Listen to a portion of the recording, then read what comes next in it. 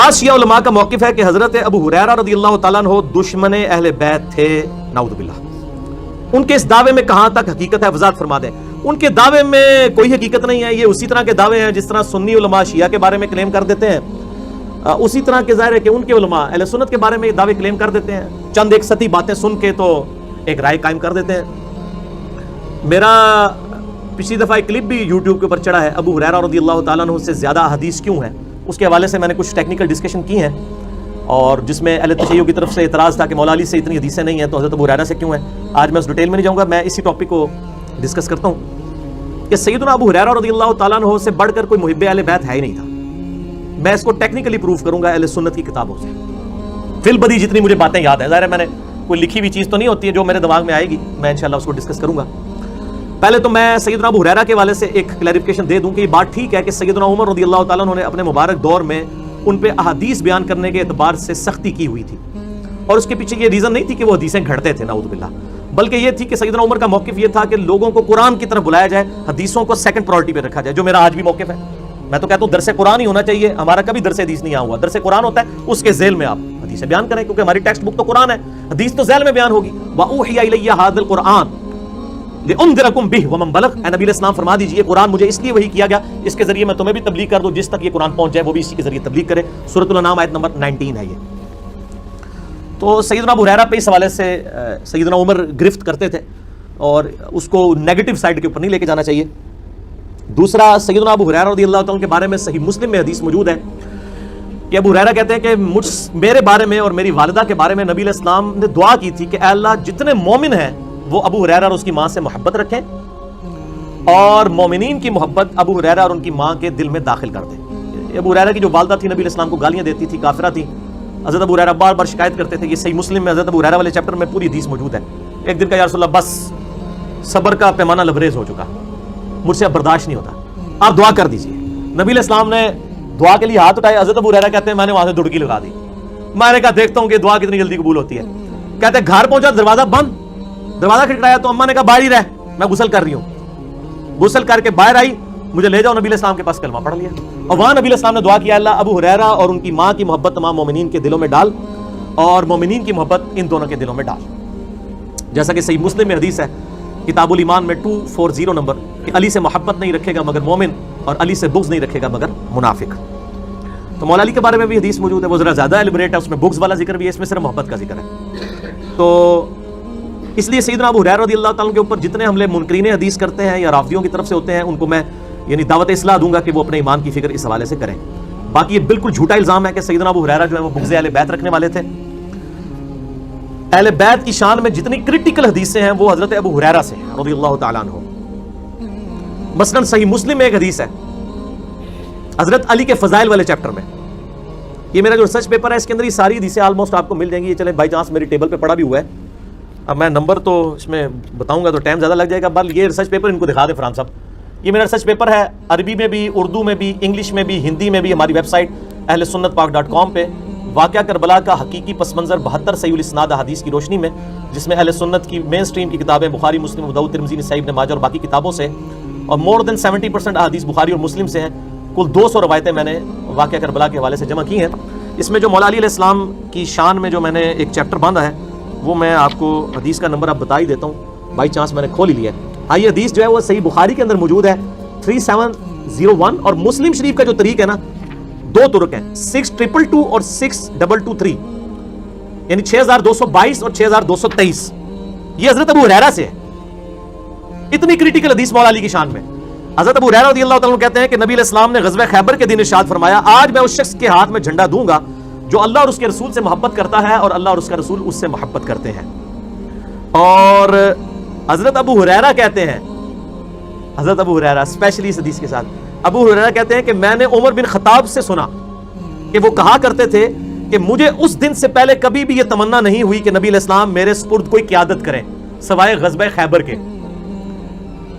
ساری رات میں اس امید میں گزاری کہ نبی علیہ السلام مجھے وہ جھنڈا دیں، لیکن نبی علیہ السلام نے علی کو بلوایا اور انہیں جھنڈا دیا اور پھر روانہ کر کے ان کے لیے دعا فرمائی۔ تو یہ حضرت ابو ہریرہ نے حضرت عمر کا قول نقل کیا ہے کہ حضرت علی پر رشک کرتے تھے حضرت عمر، اور کون نقل کر رہا ہے؟ حضرت ابو ہریرہ۔ تو بغض اہل بیت کیسے ہو سکتا ہے؟ اہل سنت کے ہاں ایک وہ جعلی روایت تاریخ کی کتابوں میں ہے کہ حضرت ابو بکر کی نیکیوں پہ حضرت عمر رش کرتے تھے، وہ جھوٹی روایت ہے. شیخ البانی، شیخ زبیر علی زئی صاحب دونوں کہتے ہیں یہ گھڑی ہوئی روایت ہے، اور ہماری کسی مین سٹریم کی کتاب میں نہیں، تاریخ بغداد میں ہے، مشکات میں بھی تحکیم تیسری جلد کے اندر شیخ زبیر صاحب نے بھی کی ہوئی ہے. جعلی روایت پبلک کے اندر مشہور ہے، اور کئی میں نے اہل سنت کے بڑے بڑے علماء کو، بریلوی، دیوبندی، اہل حدیث، تینوں گروہوں کے علماء کو حدیث بیان کرتے ہوئے سنا ہے، لیکن یہ حدیث میں نے آج تک کسی کو بیان کرتے ہوئے نہیں سنی.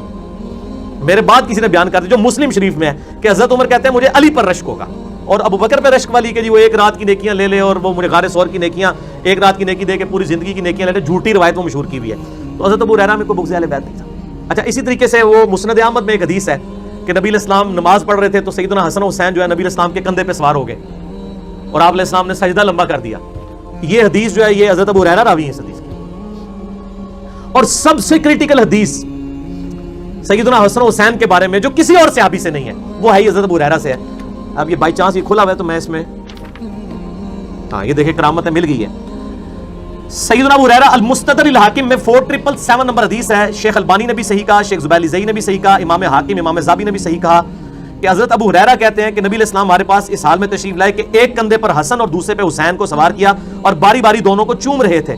اور آپ ہمارے پاس جب تشریف لائے تو ہم نے پوچھا اللہ کے رسول آپ ان دونوں سے محبت کرتے ہیں؟ آپ نے فرمایا ہاں، اور جو ان سے محبت رکھے تو گویا اس نے مجھ سے محبت کی، اور جس نے حسن و حسین سے بغض رکھا اس نے مجھ سے بغض رکھا. اس حدیث کے راوی صرف حضرت ابو ہریرہ ہیں کہ جس نے حسن و حسین سے محبت کی اس نے مجھ سے محبت کی، اور جس نے حسن و حسین سے بغض رکھا اس نے مجھ سے بغض رکھا. اس کریٹیکل حدیث کے راوی صرف حضرت ابو ہریرہ ہیں. تو ابو ہریرہ میں کہاں سے بغض اہل بیت ہوگا؟ یہ تو میں نے آپ کو ایک اینگل بتایا. دوسرا اینگل یہ ہے کہ آل امیہ کے خلاف اعلان حق جن اصحاب نے بلند کیا ان میں حضرت ابو ہریرہ شامل تھے. جب تکبیرات کی انہوں نے سنت چھوڑی حضرت ابو ہریرہ نے ان کی مخالفت کی. بخاری مسلم آپ کھول کے دیکھ لیں، سب سے زیادہ مخالفت کرنے والے تھے. اسی طریقے سے حضرت ابو ہریرہ رضی اللہ تعالیٰ عنہ، صحیح بخاری میں وہ حدیث ہے کہ میری امت کی تباہی جو ہے وہ قریش کے لونڈوں کے ہاتھ میں ہوگی، اور بنو امیہ کی طرف انہوں نے کنایا کیا. اور صحیح مسلم میں موجود ہے کہ حضرت ابو ہریرہ کہتے ہیں کہ نبی علیہ السلام نے فرمایا تھا کہ میری امت کا یہ قبیلہ میری امت کو تباہ و برباد کر دے گا. تو ہم نے پوچھا یا رسول اللہ ہم اس وقت کیا کریں؟ تو نبی علیہ السلام نے فرمایا کہ کاش میری امت ان سے الگ ہو جائے اس وقت. اس حدیث کے راوی بھی حضرت ابو ہریرہ ہیں. پھر المستدرک الحاکم میں اور مسند ابی یعلا میں جو روایت ہے کہ نبی علیہ السلام نے بنو امیہ کے بندروں کو اپنے ممبر پہ ناچتے کودتے ہوئے دیکھا. حضرت ابو ہریرہ کہتے ہیں نبی علیہ السلام نے یہ خواب دیکھی اور اس کے بعد آپ چند دن زندہ رہے، آپ کو ہم نے مسکراتے ہوئے نہیں دیکھا، آپ اتنے غمگین تھے کہ میرے ممبر پہ بنو امیہ کے بندر آ کے بیٹھ جائیں گے، یعنی ان کے حکمران میری وفات کے بعد. اس حدیث کے راوی بھی حضرت ابو ہریرہ ہیں. یار جو بنو امیہ کے لوگوں کو بندروں والی روایت جو ہے وہ حضرت ابو ہریرہ سے روایت ہے. ٹھیک ہے جی، ہر موقع پہ وہ آل امیہ کی مخالفت کرتے تھے. بخاری میں حدیث موجود ہے مروان ایک دفعہ چلا گیا تو مدینے کے اوپر نائب بنا کے چلا گیا حضرت معاویہ کے دور میں حضرت ابو ہریرہ کو. تو انہوں نے جب جمعے کی نماز پڑھائی تو انہوں نے وہی صورتیں پڑھی جو نبی علیہ السلام پڑھتے تھے. تو بعد میں آ کے پھر لوگوں نے مروان کو شکایت کی کہ جی علی بن ابی طالب جو کوفے کے اندر پڑھا کرتے تھے نا، ابو ہریرہ نے آج وہ تلاوت کی ہیں صورتیں. تو مروان نے بلا کے حضرت ابو ہریرہ سے کہا کہ تم نے وہ علی والی صورتیں، انہوں نے کہا علی والی نہیں ہے، وہ نبی والی ہیں. علی جو کچھ کوفے میں جمعے کی نماز کی صورتیں پڑھاتے تھے وہ نبی علیہ السلام نے تعلیم دی تھی. تو ایک پورا چیپٹر ہے. حضرت ابو ہریرہ کا یہ پہلو لوگوں سے پوشیدہ ہے. ظاہر ہے کہ جب سنی جو ہے وہ اپنی زبانیں بند کر کے اور اپنے اپنے بلوں میں گھسے ہوئے ہیں، صحیح بات لوگوں کو بتانے کے لیے تیار نہیں ہے. شیعہ بھی اسی طریقے سے ہیں، تو لوگوں میں ظاہر دراڑیں تو بڑھے گی. ہماری دعوت کی کامیابی کی وجہ کیا ہے کہ ہم نے الحمدللہ وہ دراڑیں فل کر کے لوگوں کو صحیح بات بتائی ہے. تو یہ حضرت ابو ہریرہ پہ بالکل جھوٹا الزام ہے، میں نے اس کو کلیریفائی کر دیا. سنی شیعہ کنفلکٹ ہی ہے نا جی، اور کیا ہے؟ آ گیا نا سوال. کیا امام بخاری و مسلم ناسبی تھے؟ اگر نہیں تو انہوں نے ناسبی راویوں سے احادیث کیوں لی ہیں، مثلا مروان بن حکم سے؟ اس کا تسلی بخش جواب دیں. تسلی تو اللہ ہی کسی کی کروا سکتا ہے، میں تو صرف جواب دے سکتا ہوں کہ امام بخاری امام مسلم کوئی ناسبی نہیں تھے. اس کی وجہ یہ ہے کہ جو میں نے واقعہ کربلا والا پمفلٹ آپ لوگوں کو دکھایا ہے اس میں اکثر حدیثیں تو بخاری مسلم سے ہیں، جنگ جمل، صفین، نہروان کے اوپر، مولا علی علیہ السلام کی حقانیت کے اوپر اور اہل بیت کی شان میں. تو وہ کہاں سے ناسبی ہوں گے؟ پھر ان اماموں نے مولا علی علیہ السلام کے ساتھ علیہ السلام لکھا ہے. امام بخاری نے انٹرنیشنل نمبر کے مطابق 6318 نمبر حدیث میں سیدنا علی اور فاطمہ کے ساتھ علیہ السلام لکھا ہے. امام بخاری نے 3748 نمبر حدیث میں امام حسین علیہ السلام لکھا ہے. امام بخاری نے 6318 میں فاطمہ اور علی کے ساتھ علیہ السلام لکھا ہے. اور سیدنا حسین علیہ السلام کے چیپٹر میں امام بخاری حدیث لے کے آئے کہ حضرت ابو بکر کہتے ہیں کہ نبی علیہ السلام کی محبت کو اہل بیت کی محبت میں تلاش کرو. یہ امام بخاری حدیث لے کے آیا ہے. بخاری اور مسلم حضرت علی کے فضائل کے چیپٹر میں پہلی حدیث یہی لے کے آئے ہیں کہ علی کی میرے ساتھ وہی نسبت ہے جو ہارون کی موسیٰ کے ساتھ تھی، مگر میرے بعد کوئی نبی نہیں۔ حضرت علی کی شان میں اس سے بڑی کوئی حدیث روئے عرض پہ نہیں ہے، کیونکہ آپ ذرا نسبت دیکھیں، ہارون علیہ السلام پیغمبر تھے اور موسیٰ علیہ السلام پیغمبر تھے، اور ہارون علیہ السلام کے لیے موسیٰ علیہ السلام نے دعا کی تھی کہ اللہ مجھے ایک ساتھی دے کہ میرے بازو مضبوط ہوں۔ موسیٰ علیہ السلام کے سب سے قریبی ساتھی کون تھا؟ ہارون علیہ السلام۔ اور نبی علیہ السلام اپنے سب سے قریبی ساتھی کس کو کہہ رہے ہیں؟ مولا علی کو۔ یہ تھوڑی حدیث تھی، اس پہ تو سنیوں کے ہاتھ پاؤں کانپنے چاہیے تھے حدیث نقل کرتے ہوئے کہ کہیں حضرت ابوبکر نہ پیچھے چلے جائیں، لیکن حضرت امام بخاری اور امام مسلم نے یہ نہیں سوچا کہ ابوبکر عمر پیچھے چلے جائیں گے اس حدیث کی وجہ سے۔ حضرت علی کے چیپٹر میں پہلی حدیث یہی لے کے آئے کہ علی کی میرے ساتھ وہی نسبت ہے جو موسیٰ کی، ہارون کی موسیٰ کے ساتھ، میرے ساتھ علی کی وہی نسبت ہے، مگر میرے بعد کوئی نبی نہیں ہے۔ کوئی یہ نہ ہو کہ ان کے لیے نبوت کلیم کر دیں۔ اگر امام بخاری اور امام مسلم ناسبی ہوتے تو یہ روایتیں لے کے آتے۔ علیہ السلام لکھتے غدیر خون کی حدیث امام مسلم 4 طرق لے کے آئے ہیں، 6225 سے لے کے 6225 سے 6228 تک۔ غدیر خون پہ میرا پورا کلپ موجود ہے، اور یہ واقعہ کربلا والے ریسرچ پیپر میں نے کئی چیزیں لکھی ہیں اس حوالے سے۔ ناسبی ہوتے تو یہ روایتیں، باقی ناسبیوں سے تو کیا، شیعہ راویوں سے بھی امام بخاری امام مسلم نے حدیثیں لی ہیں۔ 100 سے زیادہ راوی بخاری کے شیعہ ہیں، سکہ راوی ہیں، صدوق راوی ہیں، سچے ہیں، ان سے لی ہیں۔ ناسبیوں سے بھی جو روایتیں لی ہیں تو ان کی سچائی کی وجہ سے لی ہیں، یہ ان کا ایک عیب ہے نا۔ مروان بن حکم سے بھی جتنی روایتیں لی ہیں وہ مطابقت میں ہی لی ہیں، یعنی ایک ایبسولوٹلی کسی اور راوی سے لی ہے، اس کی اتباع کے اندر لے لی ہے۔ ورنہ اگر ناسبیت والا فتویٰ لگایا جائے تو صرف مروان تک تو نہیں جاتا، یہ فتویٰ تو ان لوگوں تک بھی جاتا ہے جن کے دور حکومت میں مولا علی علیہ السلام کے اوپر ممبروں سے لعنت کی گئی، تو پھر ناسبیت کا فتویٰ تو ان پہ بھی لگ جائے گا، حدیثیں تو ان سے بھی نقل کی گئی ہیں۔ تو روایت حدیث کا اصول یہ ہے کہ بات سچی ہونی چاہیے، چاہے وہ بیان کرنے والا کوئی بھی ہو۔ تو کوئی ایسی روایت بتائیں کہ جس میں امام بخاری امام مسلم نے نعوذ باللہ کوئی خیانت کی ہو، کوئی لے کے آئے سامنے، پھر ہم انشاءاللہ تعالیٰ آپ کو جواب دیں گے۔ یار سارے ہی آج اس طرح کے سوال آگے نا۔ بعض علماء کا اعتراض ہے کہ امام بخاری نے سیدہ عائشہ کی توہین کی ہے کہ ایک تابعی کو غسل کر کے دکھایا جبکہ ان کے درمیان ایک چادر کا پردہ حائل تھا، اس کی وضاحت درکار ہے۔ یہ شیعہ امام بخاری پہ اعتراض کرتے ہیں کہ اماں عائشہ کی توہین کی ہے۔ وہ ہوا اس طرح تھا، یہ بخاری مسلم دونوں میں حدیث ہے کہ کچھ اصحاب آئے جس میں سے سیدہ عائشہ کے محرم بھی تھے ایک اور نامحرم بھی تھے، سیدہ عائشہ سے وہ مسئلہ پوچھنے آئے غسل کے بارے میں۔ اب ذرا آپ اس دور کو اپنے ذہن کے اندر لے کے آئیں کہ جس دور کے اندر نبی علیہ السلام تو فوت ہو چکے ہیں، اب مسائل اماں عائشہ نے سکھانے ہیں، اور اس میں عبداللہ بن عمر کے بارے میں صحیح مسلم میں آتا ہے کہ انہوں نے اس حوالے سے ایک چیز لانچ کی جس کی وجہ سے بڑا فتنہ کھڑا ہو گیا، پنجابی والا نہیں عربی والا، حتیٰ کہ سیدہ عائشہ تک بات پہنچی۔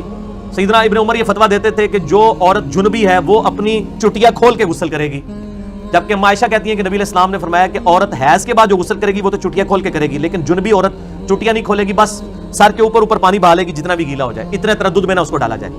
ابن عمر کہتے تھے نہیں وہ اس طرح غسل کرے گی، اب پانی کی اس وقت قلت ہوتی تھی، تو حضرت عائشہ کو اتنا غصہ آیا، صحیح مسلم میں الفاظ ہیں ان کا، ابن عمر سے کہو کہ یہ اپنی عورتوں کی ٹینٹ کروا دے، گنج کروا دے، ان کی چٹکی ریموو کروا دے اگر اس نے اس قسم کے غسل کروانے ہیں لوگوں سے۔